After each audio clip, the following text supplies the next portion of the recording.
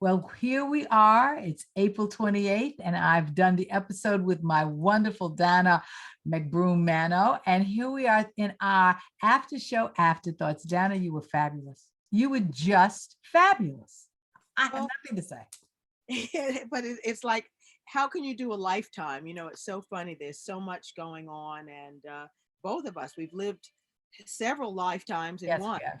Yes, we have. We've been very, very blessed. And when you say be blessed and highly favored, I know exactly what you're talking about. I don't doubt that at all. And I had to laugh. I really do mean it because I thought, well, we're going to talk about, doing the show together. Like I said, the show was the most boring part of the whole thing.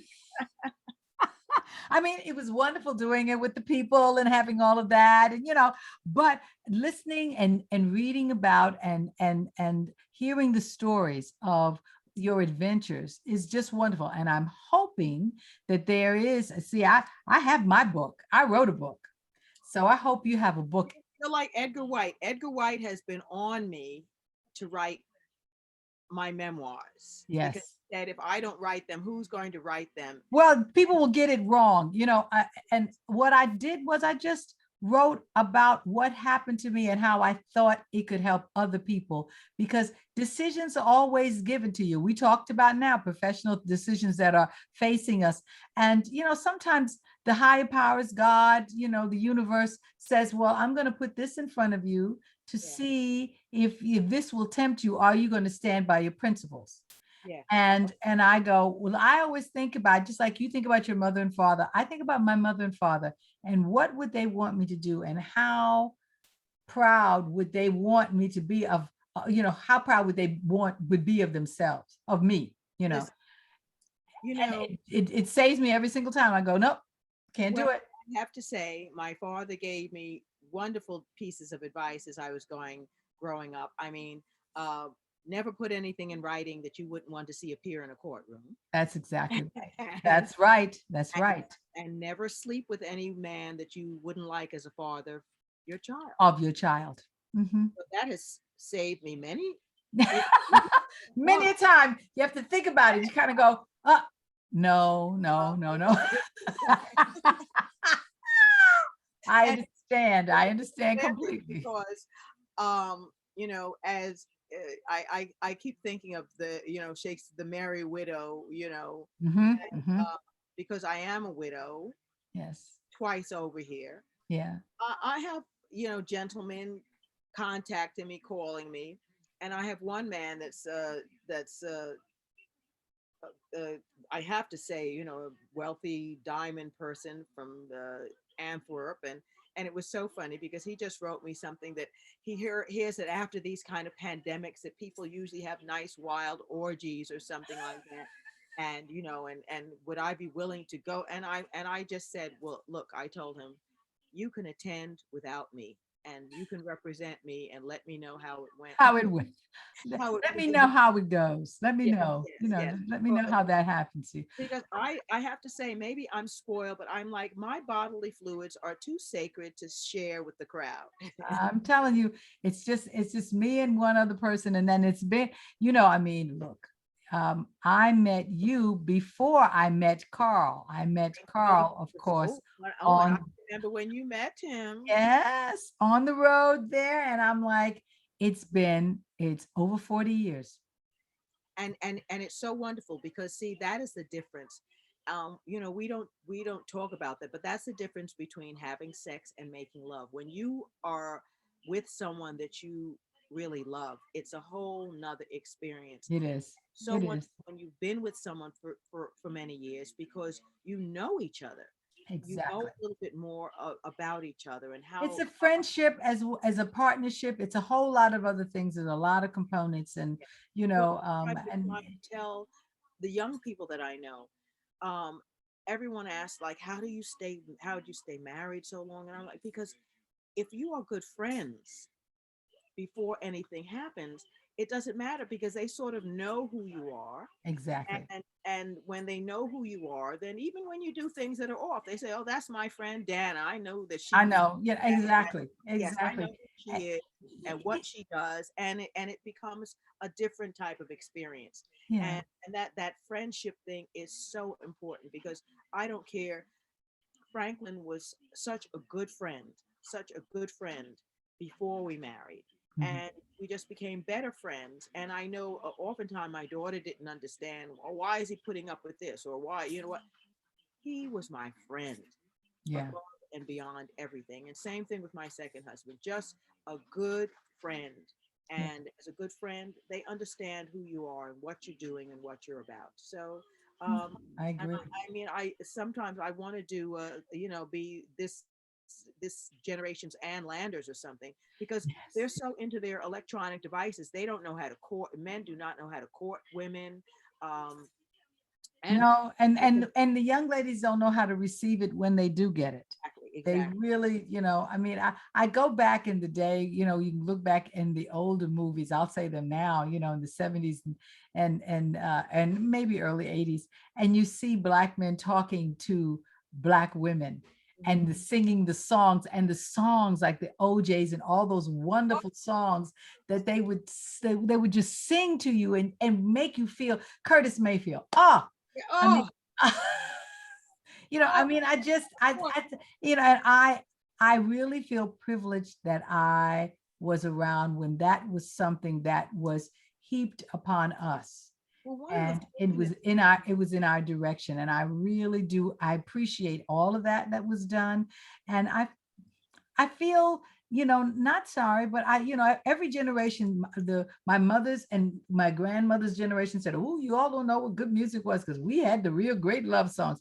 I can say that a little bit to these younger people because we had wonderful love songs too. We and the did. wonderful thing, well, and it's funny because we have some young men now that do the love songs, but people, I know I have a nephew who's a musician, and he says, "Oh, those R&B people, what's wrong with them? Why?" And I'm like, Mm. you don't even know what romance is like. You don't know what doing, things that are romantic, things that guys who would sweep you off your feet, and Exactly. and I think about someone like a Marvin Gaye, Oh, mm, mm. I mean, the songs that these people would The sing. balladeers. It's the balladeers. You think about Sam Cooke. Oh, and also that's what people do. They kind of, you say Sam Cooke and people go, oh, Yes, you and that's know, well, that's the funny thing. Um, you see, now you're taking me back because I'm just thinking, guys that I've really, the loves of my life.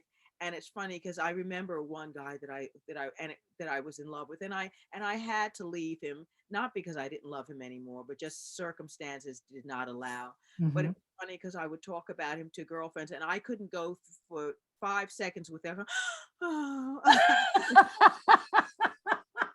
You're I was swooning, you want to swoon, you want to swoon. Yeah, going to yeah, sigh, yeah, yeah. and that's why I think I love poetry. I Mhm, love, mhm, I love all of these. I love the idea of romance. mhm. Like I said, that young people are so into their phones and swiping to the left or the right, they don't even get to know anyone. They don't No, know no. who a person is. And I understand because that's their world, and I don't want to isolate them from our world. But Isolate. It's I to have someone that has your back, it, and it that's is, what I'm and talking about. Having that commitment that even through hard times, because many of our parents did that.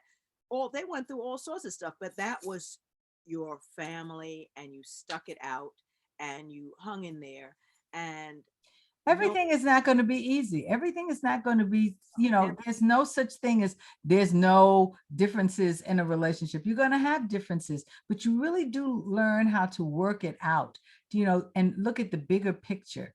Everybody gets a little tempted at one point in time. And then you think, well, is it worth it? Is it worth to jeopardize everything that I have here for a bit of temptations? And I've talked to women who come to me and say, well, I really want to. I said, well, is it worth what you have now? Which, and look what you have. Look at the safety, the security, the love, the warmth, the friendship. that you have. And then you're talking about some desire that's it's gonna be over and done in a little bit. Well, that's the other thing. It's over and done because people don't even know how to make love anymore. It shouldn't be over and done. Well, I tell you, it's a different time. What's that commercial where they say if your erection lasts more than 4 hours? Oh my God. Oh, and that's, I remember the time. Now I look at television and there's so many commercials about medicine and all the things. I mean, you want to say, tell your doctor about this. Tell your doctor. I said, you can go to your doctor with a list. You know more than he will about all these medicines. It's the side effects that they tell you about. It may cause diarrhea, may cause hair loss, may cause. That's the 30 seconds.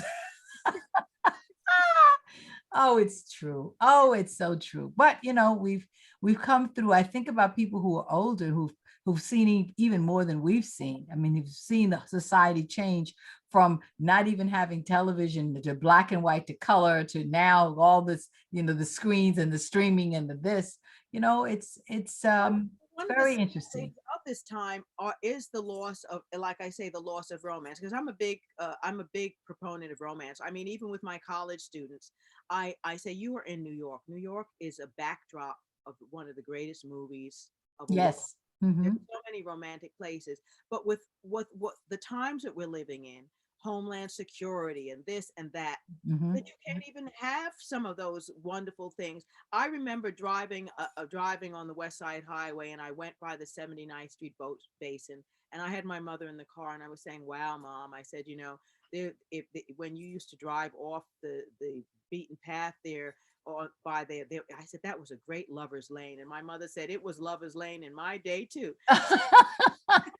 I mean, there are a lot of wonderful things. Now it's closed off. You can't go Can't there. even go over there. No. Well, because it's dangerous now, because people don't do lovers lane. People mug people and, rape people. And, it's such a different world. It really is. But, we're still here, and we still have all our lives. And I would say to Carl, I said, I just live in my little world. Lynnie, that's what Shuffle Along was about. Oh. Love songs. And Yes, as a it was. teacher history, do you know that it wasn't until 1935, till that time, that African Americans were able to sing love songs to one another? It was really against the law. Against the law. Yes, I do know. Yeah. We were considered chattel property, like dogs or cats. Mhm. Who's going to, I guess Disney made, Lady and the Tramp. Yeah. But other than that, we were not supposed to fall in love. No. And that's why, as an educator, I'm very much into language Mm-hmm. and how we refer to things. The power of words. Yes. Power of words. That Yeah, they happen. exactly. And that's why I'm so upset. These people say, "Oh, let's reclaim the N-word." No. Do you know how many our people who died, and that was the last thing? That was the last thing they ever heard. Yes. So I said, and even the MF word. Yes. Now, people talk about that, but they don't understand that during those times that we were bred like any other animal, and sometimes they made men have sex with their mothers. That's where that came from. So I don't want to use that language. Well, it's a very interesting thing. Lately, I've been looking at documentaries of the 60s. And in one documentary, there was the Hollywood Roundtable, and James Baldwin was there. And the last question in this documentary was, why was it necessary to create the characterization of the N-word? Oh, yeah. Because there was no characterization of that before it was created. Exactly. No, and so we really have to not be complicit to it. Exactly. We really can't be complicit to it. Do you realize that there was no word Hispanic before Richard Nixon? Richard Nixon created the term Hispanic. Before that, it was Latinos and Chicanos. And Richard Nixon didn't like the liaisons that were building up between African Americans and Spanish speakers. So we know that there are so many people who are wannabe whites, wannabe Eurocentrics. So this was to make Spanish speakers feel closer to Spain and not be feel that they have this compatibility with African Americans. Oh, And Richard Nixon was the first person to coin that word okay. Hispanic to get Spanish speakers to feel separated from African Americans. Before that, we had our last poets and our Hibero, the Latino, Yes, the yes, yes. Everyone was mixed in. They were really, girl, every New York girl, we had our Puerto Rican boyfriend. We had to have that yes, Puerto Rican yes, yes. baby. There were many, Oh, you, geez, there are more Puerto Ricans in New York than in Puerto oh, Rico. I know. Oh, it's just, life Oh, is just very, very interesting. And as we go down that path, it's amazing to me as I do this series of episodes, how much the arts just interweaves into our lives so much, and how we really have to treasure the arts, well, because it's always the first thing that everybody wants to throw away. as an educator, I've always insisted, when I taught at Chiba University in Japan, and I taught dance and history Mhm. because I think artists usually reflect what's going on in a society at any I given. think so. And it should be our responsibility, I Yes, think. yes, Yes. and Yes. and and most artists find a way to put something in there. Um, the town crier, remember Mhm. before because we had large swaths of the populations that were uneducated that couldn't Exactly. read. So Exactly. all things were taught in through the arts. The Mhm. first theater was in church because Exactly. people did not read. So Mhm. the sections of the Bible were acted out or spoken out or sung or whatever. But Yes. the arts are always one of the essential parts of who we are, and the arts are also a true reflection of the Most High, because I always tell everyone, and this is how I really know it, when you get a magnificent idea, remember, you are never the only one that gets it. God sends that out there and it hits several people, and not even just in different parts of the world. World. And it's Exactly. about who Exactly. is able to manifest. Exactly. But that's the humbling thing about success. You must realize that even though you have had this opportunity and success comes to you, that there are other people who could have done this, that you're not the only person who has had that advantage. And that's a very humbling thing. I think that that brings about the humility. If people really keep that in mind, there's some people go, oh, there's no one who's like me. Well, Well, there is a little bit. and I don't know about that now, because and it's a beautiful thing when you really can understand and know that, because the arts, like I calypso, I mean, how do you think Pull Up to the Bumper? Let me give you a little story behind the creation of Pull Up to the Yes, Bumper, yes, yes, yes. because so many people uh have taken that song in so many ways. Mhm. Now let me tell you, I actually did write it about driving. I did write it about my car. Now, I was teaching out at Adelphi University out on Long Island, and I used to zip across the Cross Bronx Expressway to the West Side Highway. Boom, down. I'm home because where I live. That particular day, and I was exhausted. I had been teaching all day, and that particular day, I couldn't come across. I had to come down the east side and come across 42nd Street. Now, traffic in New York is crosstown traffic. Remember, even Jimi Hendrix wrote a song about crosstown traffic from New York. Because Yes. crosstown traffic is You terrible. can walk faster than you can drive in Yes. crosstown traffic. So Yes. by the time I got home, I was so exhausted, I could not even get out of my car. And I pulled into the garage downstairs. In fact, casting director Mary Jo Slater, Hmm. she did a little documentary about Manhattan Plaza, Hmm. and she interviewed me about that because I sat in the garage and I was like, you cannot just sit here vegging out in your car because you're tired. I wasn't raised like that. You can't just sit here vegging. Mhm. And we had our little Walkman and things back then. And where I parked my car, it said pull up to bumper on the wall. And as a Caribbean person, I'm like, oh, but what that? They're gonna make a song right now. And this song just came to me real straight with music and lyric and everything. And I sang it into my little machine. And the whole thing just came in because, 42nd Street at that time had all the bars and the Yes, yes. hookers and It everything. was it was the New York of our youth. Okay, Yeah. let's put it like that. Mhm. And the funny thing was, the Dunham School was there, so I knew it wasn't as bad as people imagined. Mhm, mhm. In fact, when Miss Dunham left there, I opened the first theater there because there were bar and there were stripper joints on both sides of me, Mhm, and I decided I'm opening a theater here. mhm. And I opened the 42nd Street Repertory Theater. And that's how I became friends with James Baldwin, Mm. because one of the first productions I did was Blues for Mr. Charlie. Charlie. Mhm, mhm, And my sister Marcia starred in that. mhm, mhm, And yes, I did another play called The Connection, but I did plays on 42nd Street. And at midnight, there's a jazz artist by the name of Jolie Wilson. He would come in at midnight and we would have jazz until the sun came up. oh my. Oh my. And that's where they got the Irving Maidman. He owned all of those buildings. And that's where they got the idea. And no one has that. That's an historical reality. They didn't have an idea to put theaters there. And that's how they got the idea for Theater Row when they realized I was doing theater there every night.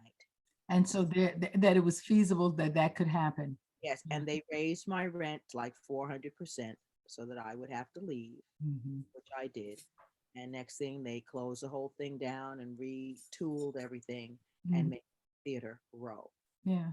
Yeah. Before that, there was no theater on 42nd Street. There's Theater Row, but black folks were up in there. Nick Latour, he was one of my directors. He would come in and do things, and I love producing theater. You talked about me as a performer the other day, and it was funny because that I realized when I did Whose Side Are You On, and I had a great role and great character, great songs and everything. But at the same time, I realized I really like being the director. I Mhm, like being the choreographer. And mhm. it was funny because I was standing on stage and the audience was clapping away. And I was like, oh, this is nice. But oh, it would have been so nice to sit back and I know the feeling. Yes, I do. I watch. do know the I feeling. mean, I watched you when you did Millennium 7 and your co-star Alice Spivak, Mm. she's left us. Yes. That play Edgar was so ahead of his time. He always was so Yeah. ahead of his time. Yeah. Yeah. And I have to, like I told you, I have to do that play again because it, it Yes. it gets more and more relevant to me every day. And Mary Vivian, who took over for that last day that you couldn't make the performance, Mhm. she had an incident with her mother in a nursing home and everything. And she said when she did the play, she didn't realize that she would end up living the play. Living the play. Yes. Yes. It's Living, it's just one of those things. Life, art does not imitate life. I think it just leads life along. You yes. know, it really does. And we've been very, very blessed to be a part of it. And I have to think, I think about, I look at you and I think, oh my gosh. I mean, I knew Dana really at the beginning of my career, really at Mhm. the, I had just come off the road thinking I was going to do another show that then take it to Broadway, and it didn't happen. Ragtime Blues didn't happen. And then just saw this advertisement and I went, well, I'll go down there, and had been singing on the road. I'm Just Wild About Harry for 6 months. And they Wow. said, oh, you all said, do you know I'm Just Wild About Harry? I went, uh-huh. The funny thing is that's where I got married. That's where I had my daughter dedicated because the Unitarians, they do a dedication, Mm-hmm. they do a christening. Mm-hmm. You don't really get sort of christened, I guess, until until you're much later, because the Unitarians, they believe that all religions of the world are the same, that we just have different rituals. Right. You're required to go to Sunday school to learn about all the religions of the world. So you Mhm. learn about Islam, you learn about Christianity, you learn about Judaism. We even read the Egyptian Book of the Dead. Mhm. We learned about Native American religious practices. We learned about all those. And then when you get to about 16, you pick what you've gleaned from all of those that you really believe in to make it your own individual thing. So two Unitarians, one might believe that Jesus is the Messiah, and the other just says, oh, he was just a rabbi and we honor him for his contribution. So everyone has to understand what they really what they feel is real to them To about them, yes, God. exactly. To them. Well, let me ask you, when you were there, had you worked with Vicky and no, don't let me forget, I mean, Julie and Julianne Boyd, no, before that, or was that the first time that you had I worked would with Julie? I helped them start that little theater off Park, and she Oh, came there with that project, and okay, okay. she came Mhm. in there saying she wanted to do something. Because I know they had done a musical review of someone else before, a series of them. Because Vicky's going to be on the show next month. Oh, how wonderful! How wonderful. Yes, I've kept in contact. I, Well, like you, try to keep in contact, yes, with people. yes. And when I'm here, I was in California for 10 years doing television and film. So, there's this gap, and people will say, so and so, and I go, no, y'all forget.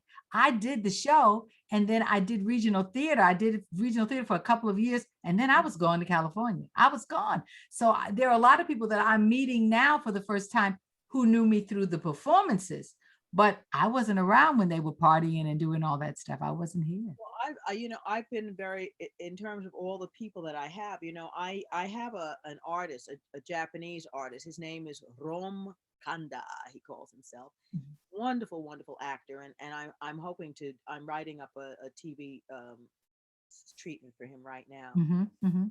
But he came to this country, and he came to one of my he was a friend of a guy named Abe who did Reggae Sunsplash in Jamaica, to show how diverse my friends are. But Abe introduced me to Rome Kanda, and Rome Kanda came here. He's a comedian, a Japanese comedian. And he said, I asked him, what is he came to one of my dance classes, and he said he couldn't believe, he said it was the most spiritual experience he'd ever had. So I asked him, what do you want to do? Because I don't just teach dance, I give the history behind the steps, why we're doing it, Sure. because that's what I loved about Paul Robeson. When he did these films as the African chief and he would sing, he would actually have translations of what he was singing about on the bottom, the subtitles or something. Mhm, Because we mhm. would see we'd see these Tarzan movies and things, and you see the Africans just jumping Jumping around, around. you Yeah. know, Yeah. and it's so much more than that. So Rome said, he said, I want to be on primetime television in America. So they sent a TV crew from Osaka, Japan, to film he and I together here in New York. And I said, I'm going to get you on primetime television. And he ended up being the first Asian person to host a primetime TV show in the United States. So they flew me out to Los Angeles to shoot that we had accomplished our goal. Mhm. He's the host of a show called I Survived a Japanese Game Show. Oh, Was the okay. host in that. And what I loved about him was, and he's still around, he's an actor, he's doing so many wonderful things, and you'll hear more from him as time goes by. Mhm. But it was so wonderful because he was such a subdued person, and I love these type of people. He was so calm and so subdued until he got on stage, and it was like Jekyll and Hyde. He turned into another person. And I think that's what I liked about performing, Mhm. that for the hour or two that I was on stage, I could be somebody else. So Else. Mhm, performing has always been a little vacation for me. mhm, mhm. Directing and choreographing, no, you can't take any time off. You got to be in it. No, And well, that's everybody more, expects that's you to more know like everything. Yeah, you have that's to have more, all the answers. Yeah, yeah, yeah, that's more like birthing a baby. yeah. Because once it's on stage, you're not in charge of it anymore. You have, Anymore. yes. No, exactly. Mhm. but being on stage is a real vacation, and I love getting into a role when you can just be somebody else. I remember being in a play, another one of the first person to put me on in a wonderful play or off Broadway was at the American Place Theater, was Ed Bullins.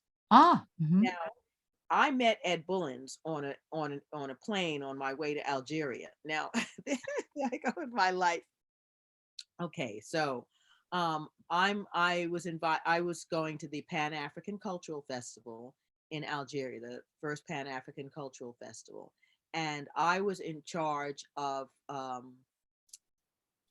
getting all the venues for the artists and everything who were going over there. So I'm on the plane and Ed Bullins is on the plane and we hit up a conversation. And funny thing, I found out later, the first wife that Ed Bullins had was from Montserrat. really? Yes, yes. I Oh, mean, no one's even heard of Montserrat, but like Jackie Castro, my favorite stage manager, she always says, she's Jamaican. And she says, you Montserratians are all incognegros. Just because I'm oh my always God. meeting somebody, some person who's doing something fabulous, and then I ask them where they're from, and they say Montserrat. She says, I can't even believe it, because that's why I said my sister Marcia did that film with Billy D. Williams. Yes, He yes. played his love interest in Bingo Long and the Traveling All Stars. His Mhm. mom's from Montserrat. Yeah. You know? Judge Bruce Wright, Montserratian, Stokely Carmichael, aka Kwame Ture, one parent Trinidadian, the other Montserratian. You Mhm. know, Montserratians, because we're such a small island, we can't really marry other Montserratians because we're all related. Related. I There are only about what, 5,000 people on the island? people on the whole island. Mhm. You know, Mhm. I have a guy that I like there, and we're at a dance, and he's like, "Oh, meet my cousin," and I'm like, "Oh, that's my cousin." That's the end Oh of my that. God. And and I have two cousins who married, and they didn't even have to change their last name. Okay. They With both. that note, all right. We have done, I'm through with you, girl. I am just through. All right. I love you dearly. I'm going to end this recording, but it's not the ending of our conversation. Uh, Oh yeah, because I know that you have a busy life and you're going to be traveling and everything like that, but I yes, want us to continue to keep in contact. I'm going to stop this now. I want to thank you oh, for, you go know, ahead. Yes, for really doing this. Stay on for me for a little bit after this, but I really want to thank you. It's just like traveling around the world. well, Being there with you. and it literally has been, because that's what Ed told me. He said, I think you're going to be a great actress. And when I got a call from him to go and audition for I Am Lucy Terry, I played the title character, and she was the first published African American writer, even before Phyllis Wheatley. And Mm, mm. wow, what a Yeah. great time! Judy Daring did the costumes. John Park Judy Daring, yes. Oh, did the choreography. What a fun time yeah, yeah. that was. It's a great. Well, all right. We'll say goodbye for now to everyone, Yeah. and I'll see you all next week, Wednesday, 7 p.m. Eastern Standard Time, and we'll see Celeste Bedford Walker. Talk to you soon, everyone. Bye bye. Well,